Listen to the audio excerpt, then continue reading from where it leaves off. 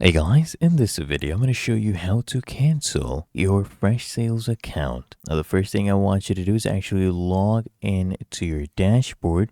Once you're logged into your account, you just come here on the left-hand panel.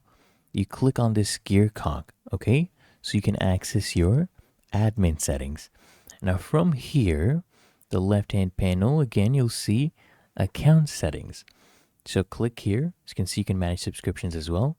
So we come down here, you can click on plans and billing, you can click here as well. And it would open up this new tab where it will take you to your subscriptions and your subscription details. Okay, you can click here as well, of course. And once you see your subscription, right, I'm currently on the trial one here, but if you are subscribed, you'll see your subscription, you'll see it as active, and all you have to do is just come here, click on manage, click on cancel subscription, and just proceed with canceling it. Really that easy, and that is how to cancel your Freshsales account.